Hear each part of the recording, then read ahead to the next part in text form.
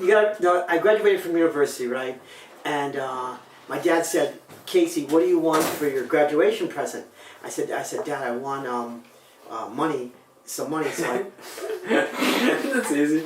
no, but I said, I want to go around the world. I want to hitchhike around the world. And he says, oh, okay. So, my dad was president of a company at this point, and he was pretty wealthy, so it wasn't like a big deal. And I wanted to hitchhike around the world, so it's not like a big, so he gave me $1,500 and a bank certificate, and I could go to any bank and take money on it. So let's say I'm in some country that, almost every bank recognized it, or I don't know, anyway, it worked out. So I started hitchhiking around the world, right? I'm going through Europe, and I went to Israel to work on a kibbutz, but I'm always hitchhiking, and then I go through Turkey, Iran, Afghanistan, West Pakistan, India. I'll take a boat from India because the border was close to Malaysia, down to Singapore, over to Australia, across Australia. Now, but this is like a year and a half, right, of hitchhiking, whatever. And so I'm having all kinds of experiences, especially in India.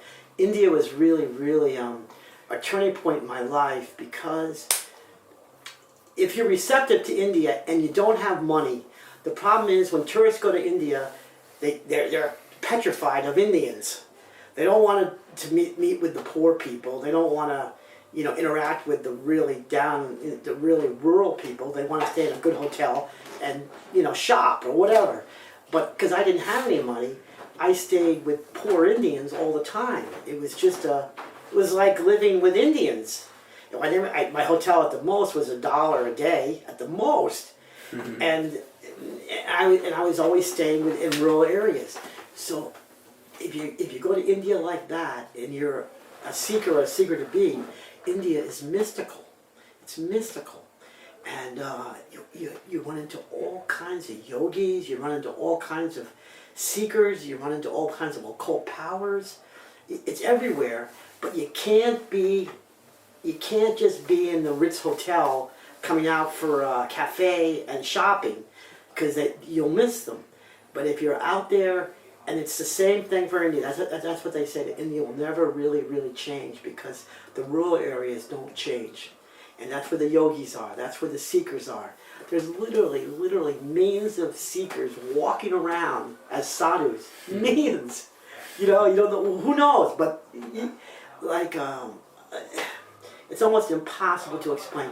When I was in Hardwar, which is a city right in the Ganges, I'm walking around with my friends, and I said, you guys, do you hear that? Where's that music coming from? And they go, well, I don't know, maybe down there. And you hear this flute music. Now, this happened to me 3 or 4 times, and every time I would follow the music, because it was just some kind of flute music, just to see who the musician was, and I never could find it. And I used to think it was so odd that I couldn't ever find the musician who was playing the flute music. And then Guru gave this lecture one time about India, and he said the essence of India is celestial music. That's what India's core is celestial music. And I think, this is well after I became a disciple, I think that's what I was hearing all the time, was this flute music. Because I could never find it. And I would look for it. I would go down alleyways. So anyway, India has this psychic quality, and I think that quality really, really helped me to come to Guru. Just, the other countries are great. They're great, but it's not the same. Anyway, so after Australia, I'm finished. 2 years of traveling. So I was in a bar in Australia. It was near Sydney, this redneck bar called Manly. And I was drinking some beers with my friends, and I came out, and they called my friend over, and they hit him in the face. And so my friend said, Casey, let's fight them. So I had this big fight with this guy who hit my friend in the face. And then they knocked me unconscious with a lead pipe, and I was left for dead in the street. Blood was everywhere. The ambulance came. My friend thought I was dead. And then, but I recovered. I didn't die. So I'm in the hospital, and I feel this column of light going through where the thing was, And I said, I keep feeling this light going into my head. And they go, just stay in the hospital for a few more days. So I'm in the hospital for a few more days, but I think Guru is putting light into my head sort of through this thing. Because I started to change. I gave up drinking, I gave up drugs, I gave up everything, you know. I started cutting my hair. Now, right after that, it's been 2 years since I've been traveling, so I start going, I get a boat from Sydney to the Panama Canal. I'm going to jump ship at the Panama Canal, hitchhike through Central America, go through Texas, and go back to my home, okay? So I'm on the boat, and suddenly, I'm not drinking anymore, I'm not doing drugs anymore, I'm cutting my hair, I meet this English guy in the chess room, and he says, do you want to play chess? He's playing by himself. I said, do you want me to play chess with you? He goes, sure, sure. So we play chess, and he tells me that he's been with a guru in Thailand for 6 years, and the guru told him to go back to England because he couldn't help him anymore. He helped him as much as he could. And I said, really, what's the story with meditation anyway? He says, well, meditation, the goal of meditation is self-realization. And that was the first time or second time I'd heard about self-realization. I tried to meditate once before, a couple times before, but nothing, you know, nothing. And he says, yeah. I said, how do you realize God? He says, you meditate. So I said, really, huh? And so then it clicked. This is like 12 o'clock, 1 o'clock in the morning.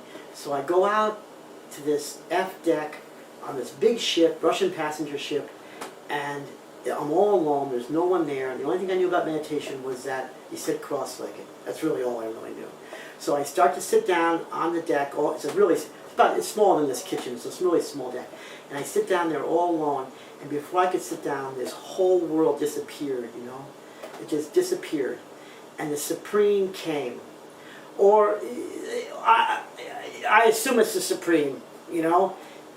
And what it's like is a mother who finds her child after 10,000 years of looking for her.